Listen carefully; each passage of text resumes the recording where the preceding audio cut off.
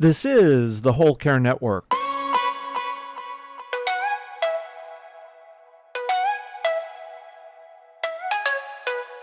Helping you tell your story one podcast at a time. Content presented in the following podcast is for information purposes only. Views and opinions expressed in this podcast are solely those of the host and guest and may not represent the views and opinions of the Whole Care Network.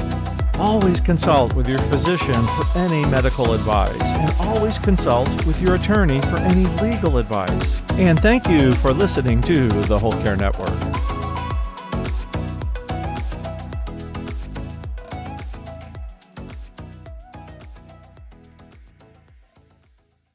Hello, everyone, and welcome to Caregiver Chronicles. My name is Sarah, and today I have Dr. Dolores Fazzino with me. She has a doctorate's degree in nurse practitioning. She also is a surgical assistant, an author, a podcast host, a spiritual intuitive, and energy whisperer with over 45 years experience in the healthcare industry and is known for helping people achieve healing in unconventional ways. Hello, Dr. Dolores. Welcome to my show.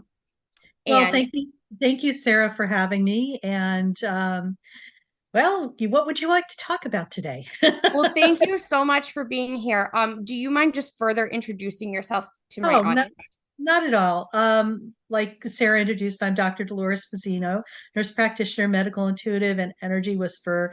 And I've been in the healthcare industry for well over 45 years. I've also am an assistant surgeon, and I've assisted on over 20,000 surgeries in my career. I still do that on a very part-time basis, but I'm still involved in that aspect of my practice.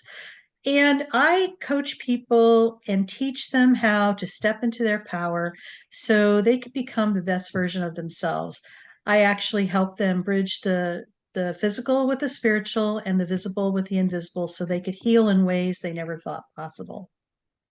Thank you so much for that introduction. And first, I want to talk about your journey in medicine and how that got started. What drove you to that? Well, Sarah, I think everybody has their story and how they begin. And sometimes it's just like those pivotal moments in your life where, you're on one pathway and one trajectory and something happens in the 11th hour and you totally do a 180. And that pretty much was me. I grew up in a household. I'm in my mid 60s now, so I'm a product of the 1960s and grew up in a different time and place than what we witness today. But it was very, very interesting. And it was a time where everything was in nice little neat boxes, meaning that you behaved a certain way. What would the neighbors think? There was a lot of external influence as to what was going on in a person's life. It was the culture.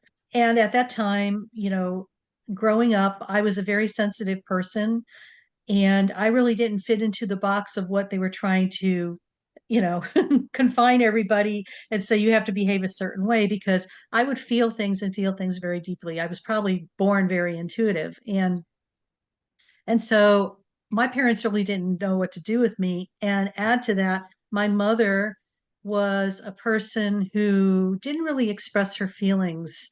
She internalized a lot of things, and her coping mechanism for dealing with anything painful was ignored, it'll go away. Now, when you say that to somebody who's an empath, intuitive, and highly sensitive person to ignore something, guess what? It grows bigger. So I would keep telling her, it's not going away, it's getting bigger. So that was part of what was going on. So for me, in order to survive my childhood, I needed a creative outlet. So I really gravitated towards music, and I really excelled at playing the clarinet. So I, was on the trajectory to become a concert clarinetist. And in tandem with all of that, what was happening at the same time was that my dad had back surgery in 1966 and ended up getting a hospital acquired infection, which in 1966 was pretty much a death sentence because they didn't have the technology or the medications that they had, that they have today back then. And so my dad was really sicker than a dog, and my mom pretended that everything was okay, but that was her coping mechanism until I saw my father after he was in the hospital for 2 months. He looked like a walking corpse of the man that I knew. He almost died. He did survive. He got better. And then what happened starting, this was in 1966, by 1970, what was happening was that whenever his immune system got compromised, this whole sequela of what he experienced, after that surgery in 1966 would reoccur. And he'd have to go back into the hospital and have major surgery to drain abscesses in his abdomen and be on his deathbed. And we didn't know whether or not he was going to survive. He would survive, but this happened not only once, but 4 times between 1970 and 1975. It was almost a yearly thing. So my childhood was like this, an emotional roller coaster. I didn't know what was going on. It was like my poor mother. She was just like doing the best she could to keep it together with 4 young kids and, dealing with my father and my father's illness. So in 1975, the CAT scanner first came on and on the horizon in the medical world as the first modern piece of technology to diagnose. And so they put my father underneath the CAT scanner and they found that where his infections were stemming from was where he had back surgery back in 1966. So they were able to see this. And the solution that they offered my parents was what they call a spinal fusion. And what you have to understand in 1975, this back surgery, spinal fusion, which is pretty state of the art now, was in its neophyte stages of development. So it came with an extremely high risk of either being paralyzed, dying, getting better, or whatever. And so my mom was like, oh my God, I can't handle this. She was at her wit's end. And she had been always curious about alternative things. So, in tandem, what she had been doing is reading up on anything she could find about alternative stuff. And it just so happened that she came across an article of all places, the National Enquirer. And I need to back up a little bit. You're talking about 1975. This predates any type of Google MD search or any type of computerized technology because we were 20 years before that. So what happened was she read this article and she was mesmerized by this man. His name was Reverend Alex Holm from Cairo, Michigan, who was, I believe he was a Presbyterian minister that had the gift of laying on of hands. And he had been doing this work in 1975 for well over 25 years with a lot of success. And he was actually being featured as in the article because he had the capability of assisting people to heal, and he was being written up because he assisted his brother in healing from leukemia. So my mom was all over this, like, butter on bread. My dad, not so much because he's a skeptic. And he was like, he should have been from the show me state, Missouri, because he was just not into this. But he said to my mom, and they were in the hospital when she shared this news, only if my surgeon says it's okay. So she said, fine. So she marches out to the nurse's station. And it just so happened that my dad's surgeon was sitting there at the nurse's station, writing in the chart. And she announced him. She said, I'm thinking about having a spiritual practitioner come in to assist my husband with his condition. Would that be okay? The surgeon is just was listening and looked up and said, sure, that's fine. And so she went back to my dad's room, shared that news with him, and my dad agreed. And not 10 minutes went by. My mom marched back out to the nurse's station to announce to the surgeon, who was still sitting there, same surgeon, my husband agreed to have the spiritual healer come in. The surgeon stopped what he was doing and looked up at her and said, what are you talking about? I never agreed to that. So this is like one of those I call God moments where things were being aligned and set up behind the scenes of what we can't see. Of course, my mom didn't go back and tell my dad that piece of the news. And then a month later, Reverend Holmes was in our home in Connecticut. I grew up on the East Coast. I live in California now.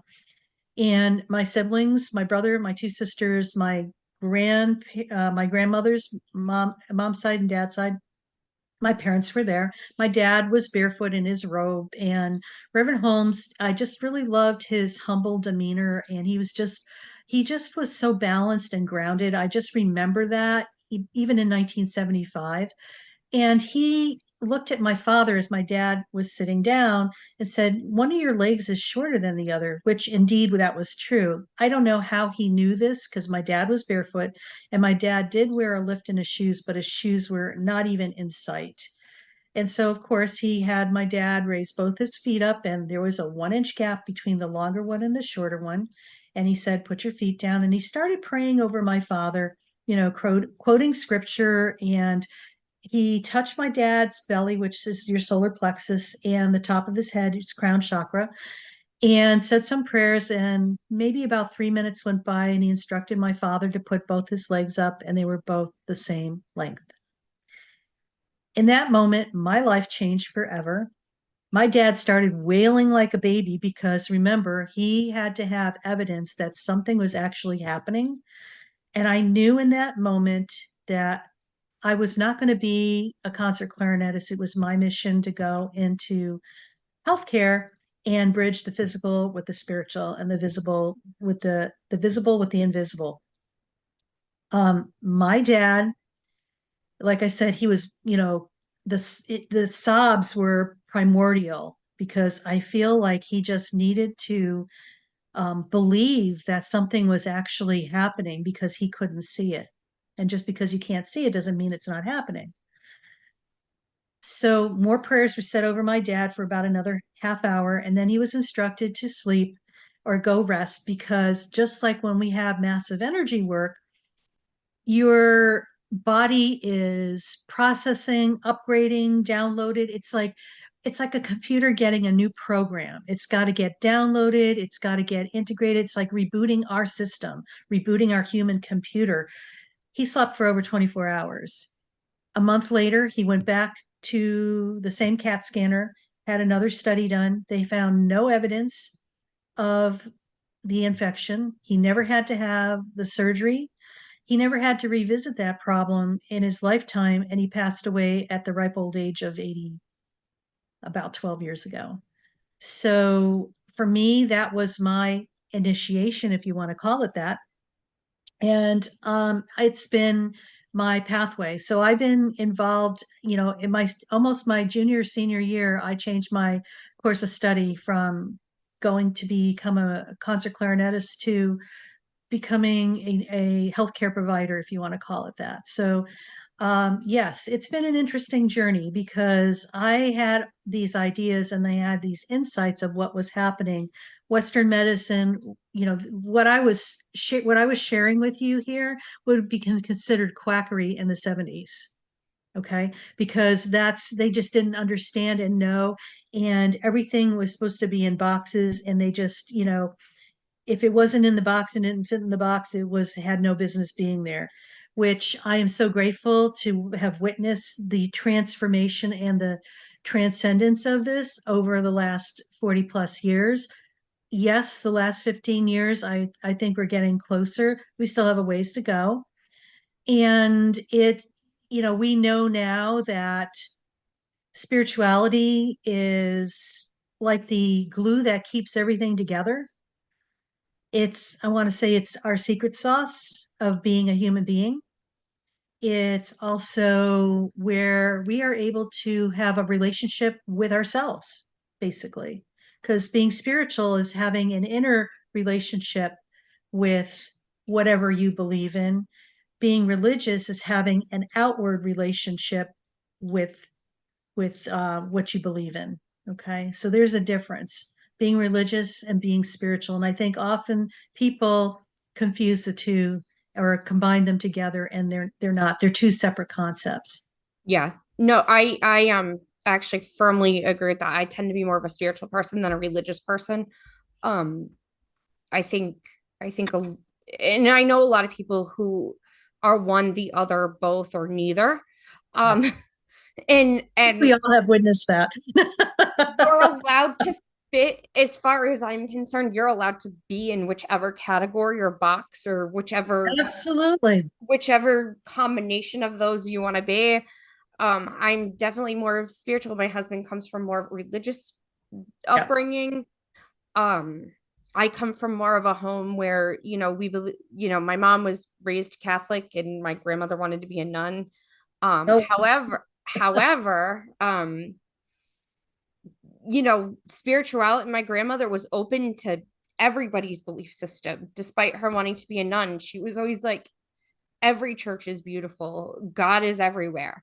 mhm. If you carry the Lord in your heart, if you carry if you feel like you're closer to Jesus at the beach, then go to the beach. You know, if you feel closer to your angels in the woods, then go to the woods. If Oh, you absolutely. Yeah. you know I think it's a very unique experience for each individual. And when, people start to project their beliefs onto other people, I think that's where we get into problems. And so it's really allowing people to be where they're at, and it's in all aspects, and not, labeling it right or wrong, or projecting what we think is right or wrong onto other people. It's, we're in a huge transitionary time of just allowing things to be as they are, and seeing the beauty in all of it. Even though some of it we label as not so beautiful, there's still beauty in it. There's still a gift. Yeah. And I love that. And in the medicine world or in the medical world, Yep. and I say this coming from with my background in healthcare as a nurse's aide, by no means a nurse or a doctor, but a nurse's aide, a medication aide, in that scientific background, there is a lot, like, you have to have some level of some kind of faith or some kind of spirituality, I think, in the medical world, even though it seems like it's such a clashing to it, even though it seems so clashing. You're dealing with life and death almost every day. There's some level of spirituality, there's some level of belief in there, just to keep people's sanity, I think, in the medical world. And I think most doctors have some type of religious or spiritual background, and some don't, and that's fine too. But I don't know. I feel like there's still a lot of clashing in that world. However, I've had a lot of doctors say to me, if it makes you feel better, do it. If it makes your son feel better, do it. Uh, Absolutely. Because it's such an individualized thing. And who are we to say what we know is best for somebody who you only see for like 10 minutes, but this person has lived in their body their whole entire life? They're tuned into it. They kind of know, or they leaning forward to certain things. By all means, I feel that that's your intuition, which is linked with your spirituality, leading the way for you. yeah. Now, the other thing is, I want to circle back to, the whole thing about spirituality. And I feel that it's a continuum, okay? Either people are extremely spiritual or not. I think everybody falls along that line someplace. And I think it's one of those things that it's either you're really into it or you're really not. And it's not like you don't have it. It's a continuum. It's like everybody has they're at a different place on that line, as to where they're at with things. And this is where we get the shades of gray of stuff, because everybody's at a different place. It's not polarized that they're either not or they have it, Yeah. so. And I think that that's true too. And I've seen people, I actually have a story about kind of spirituality, sound healing, helping my son. Mhm. Um, it's kind of a funny story, actually. And a doctor being like, go ahead, do it. I do sound healing. A lot of my listeners know this. I also am a Reiki master, and my son broke his arm last summer. And it was, the cast was like driving him nuts. It was so itchy. And Mhm. I didn't want him shoving anything down there because I know things can break. And he needs the cast, right? Like, he needs the cast to reset the bone. I know Reiki probably isn't gonna heal it. I don't feel comfortable just going that route. I want him to have the cast on, you Mhm. know. But how do we deal with the discomfort of the itch? Well, I get my singing bowls out because I know the vibration. I know that that's not going to harm the bone, that's not going to harm like the or be Yeah. aggressive. Nothing's going to get stuck in the cast. And we're using the singing bowls on it. And someone told him that that was just a placebo and that it wasn't helping him. That the singing bowl, the vibration of the singing bowl wasn't helping his arm feel better. And I thought that that was a terrible thing because, first of all, it's a kid and it's making him feel better. So whether there is actual science behind it making him feel better or not doesn't matter. It's making him feel better in a moment that he's uncomfortable. Whatever. Exactly. So to me, that was like pretty frustrating. But he was like, no, the vibrations help. And we went to the doctor and I'm like, do you want to ask the doctor? Let's ask the orthopedic if the vibrations of the singing bowl will help the itching. And he asked the orthopedic doctor. The orthopedic doctor was like, I actually love that idea. He's like, I think it's great. He's like, and it's again, there's times where doctors can really be on board with these Mhm. spiritual or holistic, not medical practices. Again, even like essential oils. There's times my son's doctor have said, you know what, just spray a little lavender on their pillow before bed, and Yep. hopefully it helps them sleep. Well, I'm loving the fact that you're witnessing this because I know it's happening across the board because I witness it too. I think there's more of an open mind now to possibilities than there's ever been because, and I think there's a few things that are happening. I think people are sicker than they've ever been, and they're not getting the relief that they want to get from Western medicine because Western medicine is so cut, from a different cloth. There's a lot of black and white thinking, a lot of if it's evidence based or not, you could throw that out the door because personally, I don't believe in evidence based. If one person is getting the benefit from that, that's enough evidence for me that it's working. Because I think, when I look at evidence based things, when you have to take into consideration that everybody is uniquely different, you can never cover all the possible variations that they would need in order to do you know a study because for an example, when somebody has diabetes, that's the end point of okay, the tip of the iceberg is the diabetes, the physical symptoms that are going on. Underneath the surface is all the things that you can't see. Okay. The physical you could see, underneath the surface is like your thoughts, what you say to yourself, how you've dealt with stress, whether or not there's a family situation with that, whether or not you're connected to your body or not, the environmental stuff. There's all this stuff, and it's all energy, but it's radio waves, and it's underneath the surface. So yes, you could get a pill, a procedure, whatever to take care of the physical, but guess what? You're not addressing what's underneath the surface that has actually created that. So once Western medicine is able to look at that, then they're going to have some solutions because it's not a massive thing where you treat mass population the same way. You can't because how these people got there are different tangents. Yeah. And if you don't address what is going on below the surface, you're never going to have true health and lasting wellness. It's just like it's more medication on top of medication on top of medication. We witness that now. Yeah. And, for me, being in the healthcare arena and being, an assistant surgeon for 30 years, for me, it was a huge conundrum that I couldn't understand early on in my 30 years doing this, where we would have cancer patients, okay, coming in, getting a mastectomy because they have cancer, they get their breast removed, they go through chemo and radiation, and 2 or 3 years later, they're back with another recurrence. And I'm like, how does this happen? And why is this happening?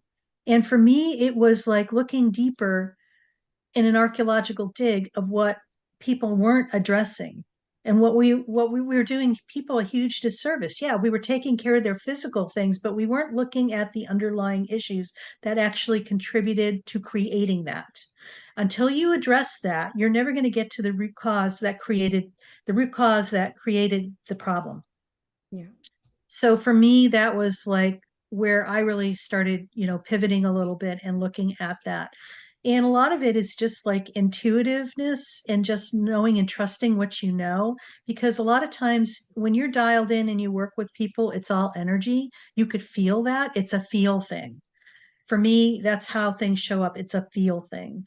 For other people, it might be a visual thing or an auditory, but it's a feel thing for me. And it's like I could feel things, and realizing that, when you're able to discern where the blocks are because you could feel where the blocks are, you could actually assist somebody. And it's not about shifting them to heal them, it's teaching them how to shift themselves so that they could have true health and lasting wellness. Because this is, it's not about somebody doing it for them, it's teaching them how to do it for themselves, because we all have that innate healing ability to heal ourselves. We are wired that way to do that.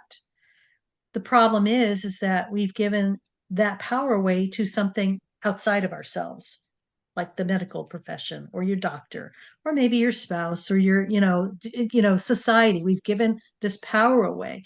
And we're in a time right now where people are starting to take their power back, and they need to, because it's going to be how they're going to become complete and whole and be able to have more certainty in their life when there's, craziness going on around you. Yeah. Okay. So Absolutely. it's really that simple. Yeah. And I really like that. And that kind of transitions well into I want to talk a little bit about intuitive energy healing and Okay. how is that different than other forms of energy healing like Reiki and quantum energy healing and stuff like that. Well, I'm gonna just put this out there. Healing energy is there. A lot of times people just, when you tap into it, people label it certain things. It's all the same. It's just it's just the healing the healing ability and the healing energy is there. And I think a lot of different people have tapped into different aspects of what it is, and they label it differently, but it's pretty much the core is the same. It's, I want to say it's God force energy or whatever that is. It's just like, and I believe anybody could tap into that. And for you to tap into a grander aspect of who you are, because we're a soul, but we have a master soul that's on the other side. And we're just a small fragment of that master soul. And a lot of times when you're able to establish a relationship with yourself, meaning that you are connecting with yourself, being kind to yourself, loving yourself, being in your body, being in the present moment, because to be in the present moment, you have to be in your body. To be in your body, you need to experience your emotions, you need to be in your body. Okay. When we flip out of our body and go to our head, where we're worrying about yesterday and contemplating tomorrow and trying to figure things out and making something happen. This is all, you're living in the past and living in the future, and you are so disconnected from what is going on here. You're here and you're here in your head, but not in your body. So it's about merging the two together, bringing the head into the heart area where you could be in the present moment. And people are like, well, how do I get into the present moment? Well, one of the easiest accesses to doing that is doing a mindful activity. So let's talk a little bit about mindful activity. It could be anything as formal as doing meditation, to just being out in nature, to just doing your favorite hobby. Being in a mindful activity is doing something where you lose all sense of time and place. And we've all had those moments where we're so engrossed in doing a project, hours go by and it seems like it's just minutes. So that's what I mean. It's the timelessness that the mindful activity brings to you. And why that is important, because when you're in the present moment where you're not worrying about, you didn't leave here and go back up here and worry, you know that you are no longer in your body when you feel like you're worrying or getting anxious about something because you have popped out of your physical body. It's that quick. So knowing what you know that you popped out of it, you could bring yourself back. This is where you have control. And this is actually utilizing your control muscle. It's about commanding the body to allow it to receive. Okay. Nobody could do that for you. You have to allow that and do that for yourself. So by being in your physical body, you're setting the groundwork for, tapping into your innate wisdom, okay? That intuitive part of yourself, because you have to be in your body in order to for it to land and to tap into it. How many times have you sat and done something and you get these intuitive hits about something? Yeah. Happens all the time. But see, the channel is so clear that you're getting these downloads. And then you could take, you might get some of these great ideas and it's like, yeah, I need to do that. Then you go into doing. So it's just like I call it the divine download, and then you go into divine doing. And then you come back and get another download.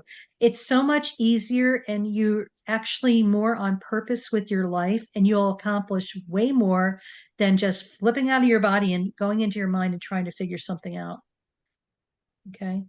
Yeah. It's more calming and peaceful being here. Your body's going to love it because it's being nourished from the essence of who you are on a bigger aspect than your mind trying to figure it out. And I love that. And I'm actually a big fan of mindfulness activities. However, when they start to feel like a chore, Oh um, yeah. Then they're no longer a mindful activity. it's So not. yeah, it's about, okay, we're always evolving and changing.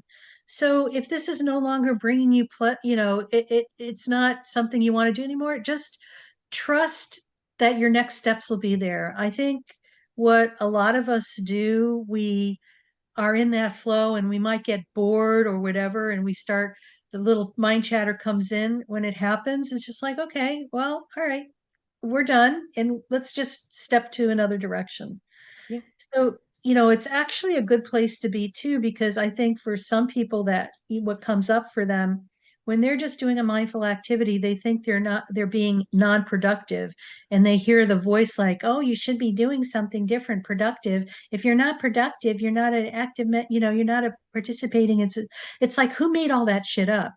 It's just like, okay, who made it up? It comes from our lineage, ancestral stuff. Okay. So I always tell my clients, it's just like, it's okay for you to be. And if you're questioning that, or if these feelings are coming up, let's dig a little deeper as to why that is so. Because that's an opportunity to heal that at a deeper level. Yeah. Because you're not allowing yourself to be. I think, and I feel for myself, I could speak for myself because I am more productive when I do this than if I tried to make something happen. Because the fruits of your labor, I mean, we all have been there trying to, I call it pushing a boulder up a hill, trying to make something happen. And we think we know what's the best way to do it. And we've been taught A plus B equals C. Well, I have news for you. Things are lined up in ways you have no idea. It's like the Matrix. Things are interconnected it's going to mind boggle you sometimes to how they're interconnected, because it would make no logical sense to see it, on from, a cerebral perspective. But this is how it happens and how it works. And it's a lot about, we're just stepping into a time of a lot of deep trust and faith, because we don't have a reference point for where we're going right now. We don't.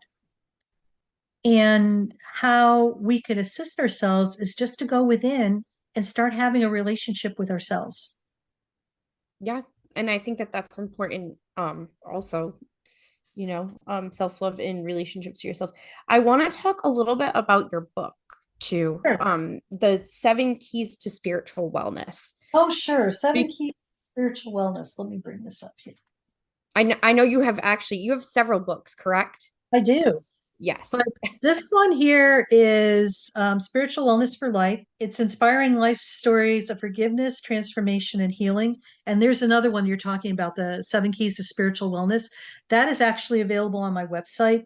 And it's just a little workbook that helps people kind of take a little dive into their own personal stuff and just gives them some foundational aspects that are important. Like we talk about boundaries, we talk about our self-worth and having a relationship with ourselves. These are really, really important things, and they're great foundational pieces that assist people to start having a relationship with themselves. And if they've never put themselves first, to learn how to put themselves first.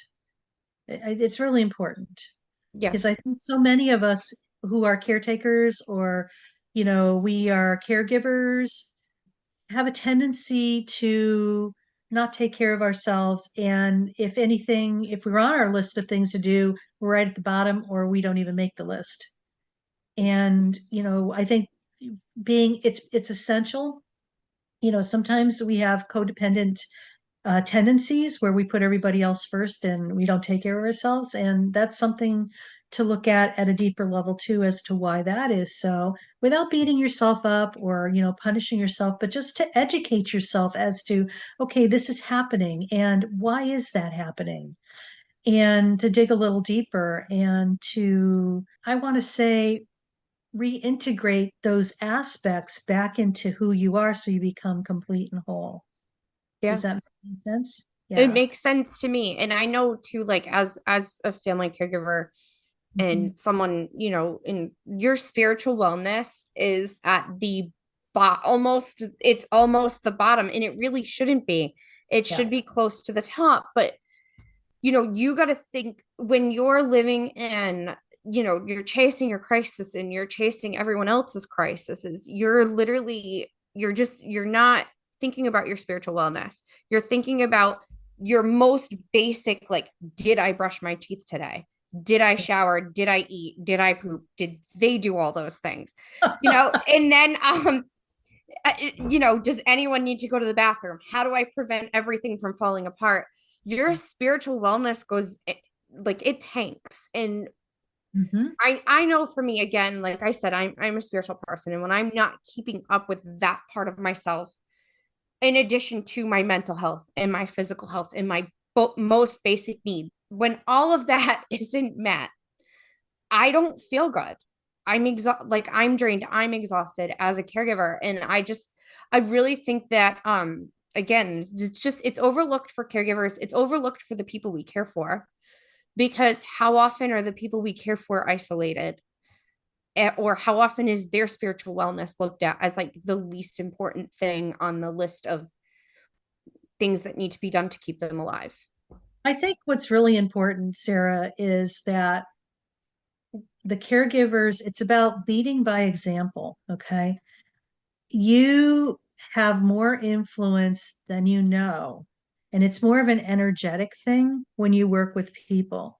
When you are complete and whole within yourself and you're giving from the overflow of your completeness, okay? It's like I'm going to use the analogy and you probably heard of it. It's like a teacup. You put the tea in, okay, and you keep putting the tea in, and it overflows. So you're giving from the overflow, and you keep your cup full. So it's about setting an example for other people, but you be the example. It's like it's when we start doing things for ourselves energetically, it raises our frequency, okay? And that frequency radiates out to other people. It's like this: you're a little pebble in this complete still pond, and the pond is like everybody you take care of, okay? You drop your little pebble of who you are at a higher vibration, it drops into the water and it dissipates out. So it's being affected by everybody. It's like no words need to be exchanged. It's the energy, right? It's like you could speak completely different languages, but it's the energy of what you're doing that resonates out, and people will feel that, right? Yeah. So I think it's so important for people like us and also other caretakers to really make yourself a priority, because if you don't, who's going to take care of you? You have to take care of yourself. And you're also setting the example so that others could witness that and they start taking care of themselves and teach, it's about leading by example. So, it's about also when you lead by example, it gives the other person something to witness. So maybe they could work towards doing that themselves. And also maybe teaching them how to do that for themselves.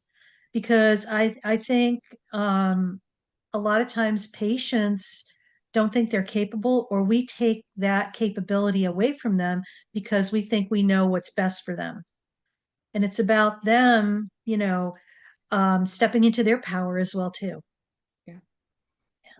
Absolutely. And when you step into your power and you take that time, I think that you can find, your self-care and your spiritual self-care, your spirituality, you can bring that with you anywhere you are. You don't have to go to a place or have a certain crystal or tool to help, you know what I mean, to help you access it.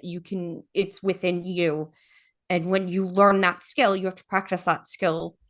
Obviously, it's not just like, it's not going to just magically come overnight usually. Or it can. Maybe if It can. There's a possibility it can.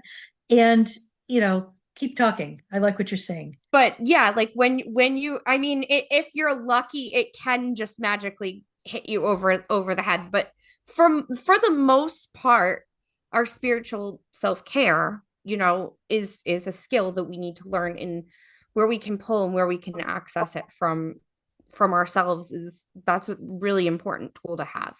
Oh, um absolutely. I and totally agree. and then when we're in that moment of crisis, or we're in the hospital or whatever, we don't need anything but ourselves to pull that in and to do the healing. That's what I'm getting from you? Oh yeah. And you know what? It is that. It's about being able to tap into the information that is within ourselves and access that. And I think, this is something that I do as part of my, I was say, daily routine. And it's like important to do like something daily, like I wouldn't say a ritual or whatever, but for me, a lot of times just sitting down with a cup of coffee and doing some automatic writing, for me, that's helpful. And how I usually start this is I put the date there, and I write the statement, show me my next steps, and just start writing. Because I feel that when we start asking questions like, well, how could I need to do this? Or I call it the W's and the H's, and one of my mentors calls it the W's and H's too, the what, where, when, who, why, and how. It's like we are trying to, that's when we are popping into our head and trying to figure it out. When you come from a neutral state, show me my next steps, it's like you're coming in absolute complete trust and knowing that whatever you're going to get is what is the next step. Maybe your next step is to sit on the couch and not do anything. Okay. By you sitting on the couch and not doing anything, all of a sudden you get a creative idea. This is how it works. There's no way to package this and market it to other people. People have tried, but we're so uniquely different that how we're moving forward is more of an energetic thing. It's not something that's tangible that you can measure. That's why, when you go into the business world, the marketing things that they're doing aren't working anymore. It's just contributing to a lot of noise out there. Yeah. And it's just like, okay, that is an old paradigm. It's crumbling. It's no longer working. How we're moving forward is tapping into the energy and asking the universe to bring what is next for us. Show me my next steps. The key that I want to really drive home here is everything you want is in your energy field. And I know that's something that might be a big pill to swallow for some people, but everything we ever wanted is in our energy field. The thing that is going to allow you to access that is not moving forward, but moving upward. Okay. Moving upward is the new moving forward. It's about raising your vibration. So you're here, and what you want is up here. It's already in your energy field. How do you access that? By doing things to raise your vibration so it matches that and you could see it. It's that easy. It's about us doing the work on us to raise our frequency and vibration because everything is energy right now. It's Yeah, a feel thing.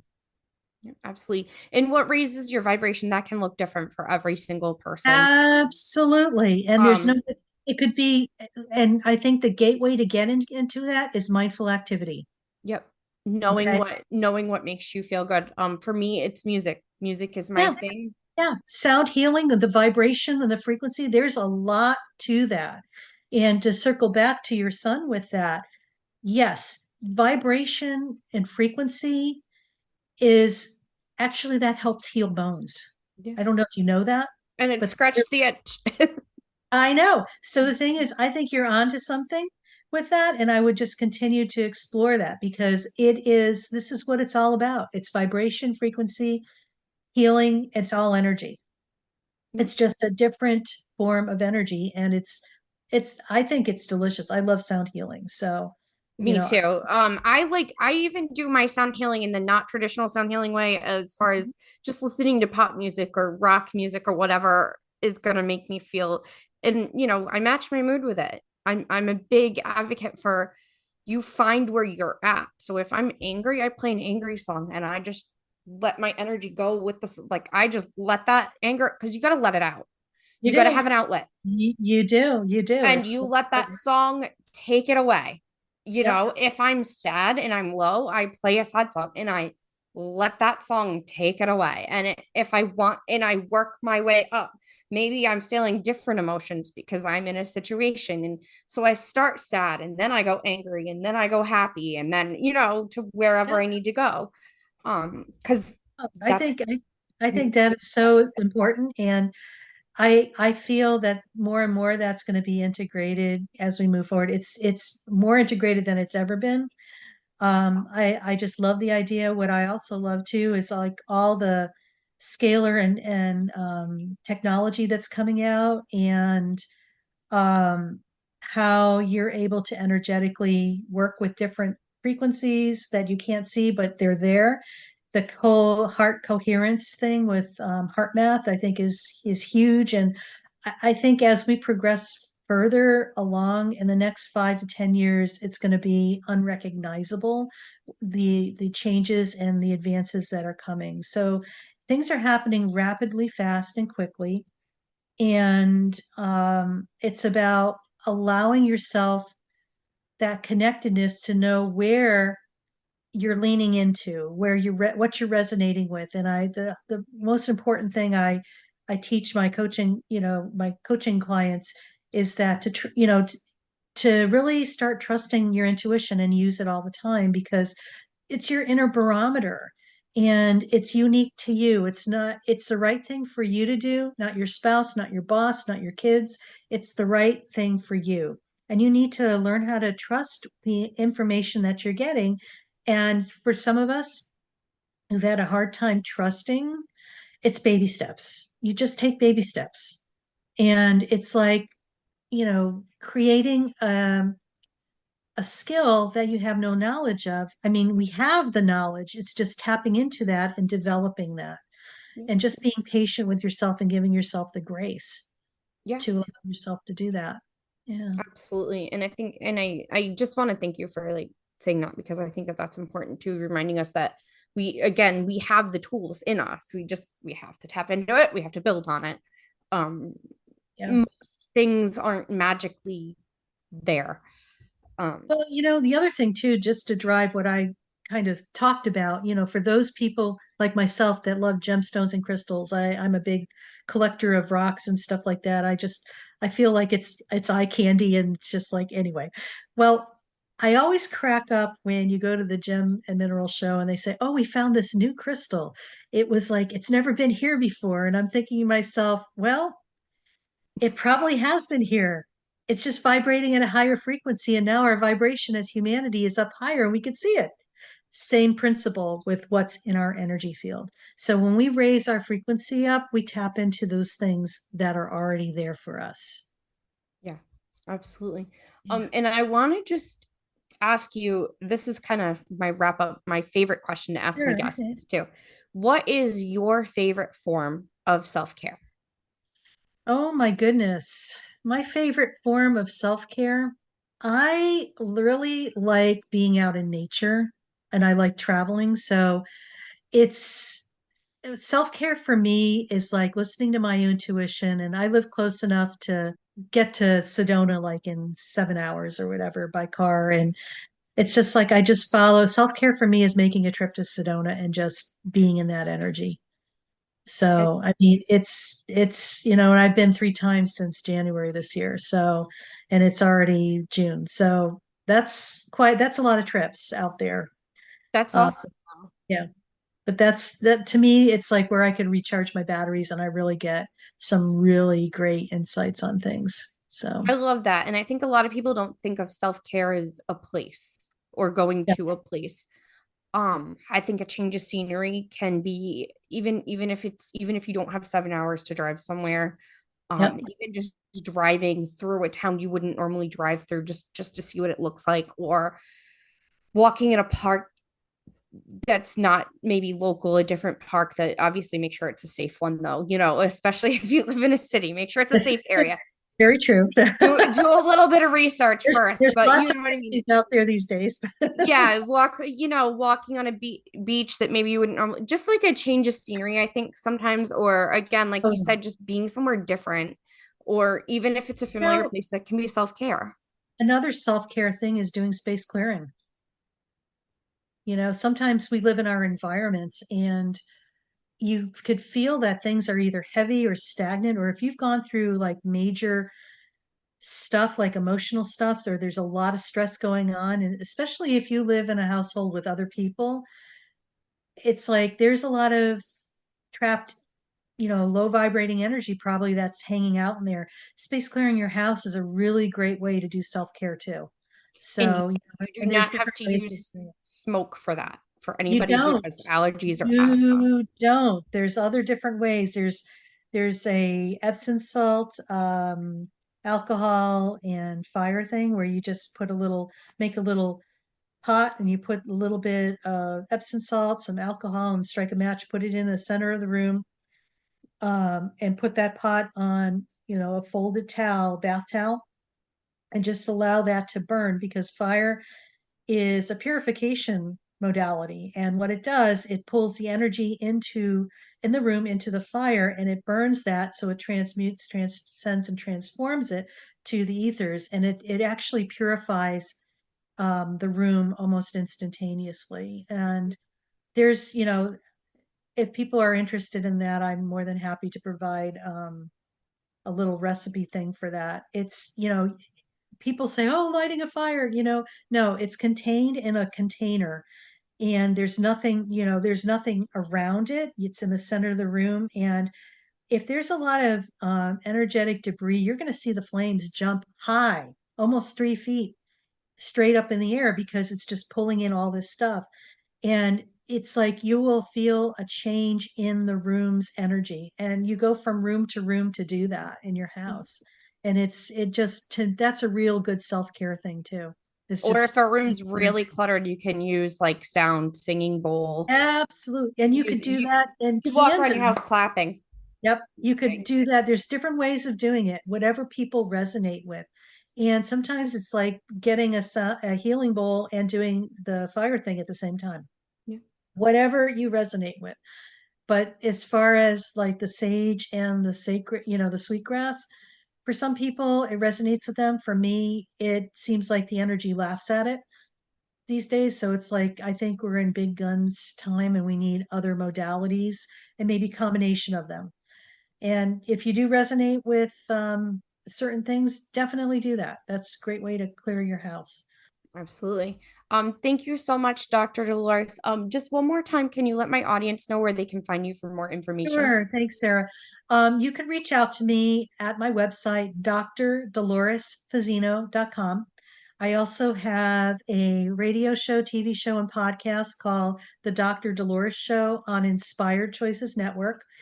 And it's available on over 350 international platforms. So you could find me on any of your favorite spots that you like to listen to podcast. And also, um, I'm going to share this with you too. I'm in the process of creating and launching a project that'll be coming out in August, and it's called I'm Awake, Now What? And it's a monthly virtual platform where we come on with one of my colleagues who is a Reiki and also a body talk practitioner. And we help people maneuver through these really challenging times that we're having. I think what's happening for many people, where a lot of people are waking up and they don't have a reference point as to what's next for them. What had been working prior is no longer working for them. Maybe they're going through a lot of transitions where it's old energy that is no longer aligned with them and it's falling away and it's leaving like a void and they just don't know what to do next for themselves. So it's to offer support to these people. And it's going to be the first Tuesday of the month starting in August. And it's a membership platform as well. So more things will be coming that way in regards to that. And you'll probably be able to find more information about that on my website in the very near future. And it's called I'm Awake, Now What? Awesome. Thank you so much for that. And again, I will link your website in our show notes for anybody who's interested. So you can definitely, whatever platform you listen to, you can click on and scroll down and find Dr. Dolores's website, or for any of our episodes, actually, that's how you find the guest information in the show notes. I want to thank you again so much for coming on and sharing your story with us and just talking to us this week. You're so welcome, Sarah. It's a pleasure to be able to provide some information for your audience. Thank you. And that will wrap up this week's episode of Caregiver Chronicles. If you like what you heard, please feel free to like and subscribe to us. Share our episode with a friend. There is a spot on our website, Stelmach Brand Media, where you can support the show. But really, the best way to support the show is to share this information with a friend.